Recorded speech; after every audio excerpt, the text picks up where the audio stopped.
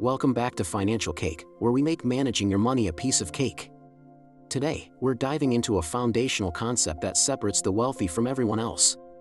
It's a simple idea, but understanding it can completely change your financial future. We're talking about the critical difference between an asset and a liability.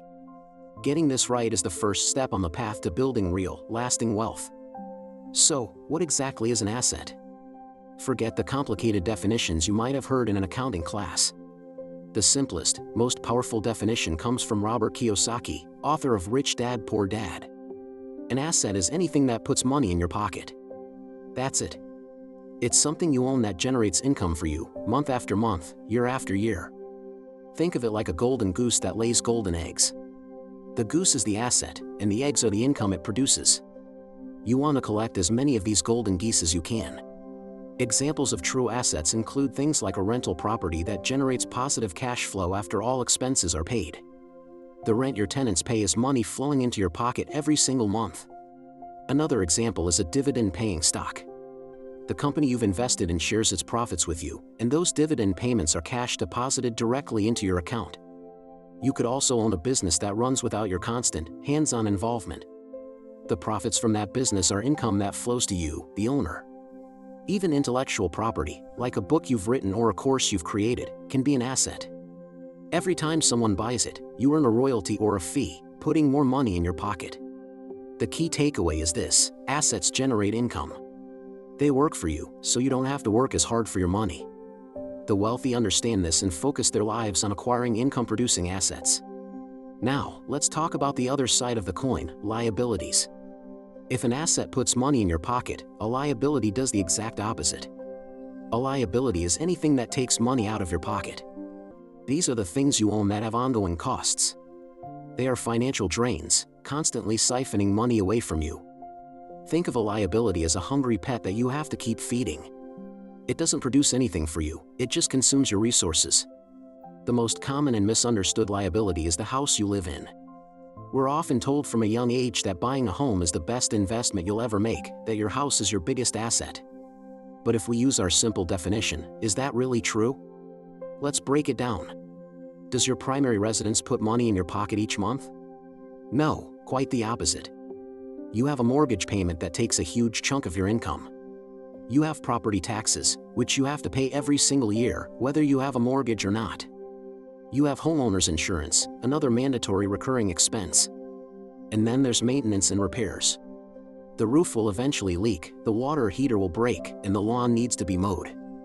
All of these things take money out of your pocket, consistently.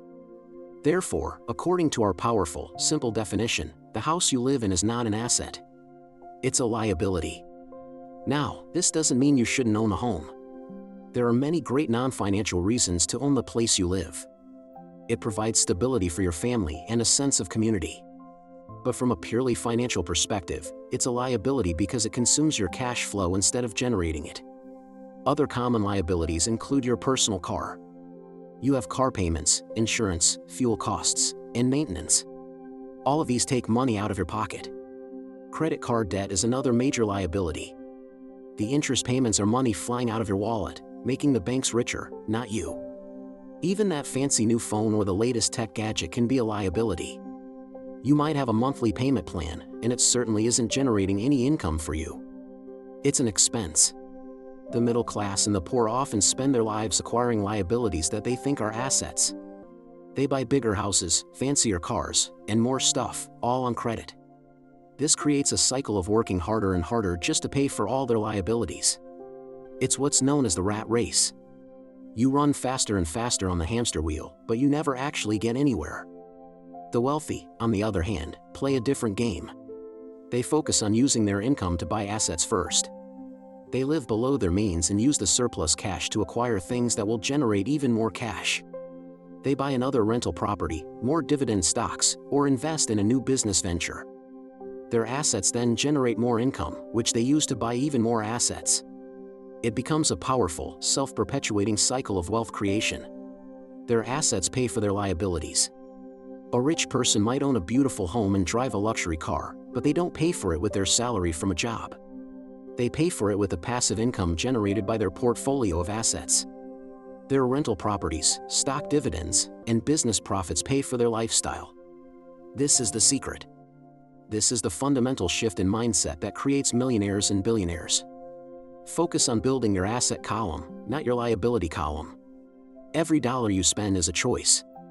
You can use it to buy a temporary pleasure, a liability, or you can use it to buy a future income stream, an asset. So, how can you start applying this today? First, take a personal inventory. Grab a piece of paper and draw a line down the middle.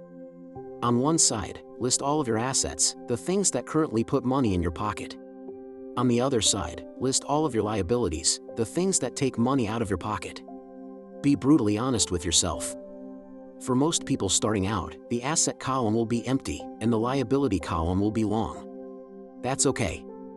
The goal of this exercise is to gain clarity on your current financial picture. Once you know where you stand, your mission is clear: start acquiring assets and reduce your liabilities. Look for ways to create or buy things that will generate income. This could be as simple as starting a small side hustle, investing a small amount of money each month into a low-cost index fund, or saving up for a down payment on a cash-flowing rental property. Simultaneously, look for ways to reduce your liabilities. Can you pay down your high-interest credit card debt? Can you resist the urge to upgrade your car or your phone? Every liability you eliminate frees up cash flow. That freed up cash can then be redirected toward buying more assets. This is how you escape the rat race. You build a strong foundation of income-producing assets that eventually grow large enough to cover all of your living expenses. When your passive income from assets exceeds your expenses, you are financially free. You no longer have to trade your time for money. You work because you want to, not because you have to. This concept is simple, but it's not easy. It requires discipline, patience, and a long-term perspective. But understanding the true definition of an asset versus a liability is the single most important financial lesson you can ever learn. It's the blueprint for building wealth. Start today. Make your next financial decision one that adds to your asset column. That's how you build a life of financial freedom, one asset at a time. Thanks for tuning into Financial Cake. If you found this helpful, be sure to subscribe to the channel for more simple, actionable financial advice. We'll see you in the next video.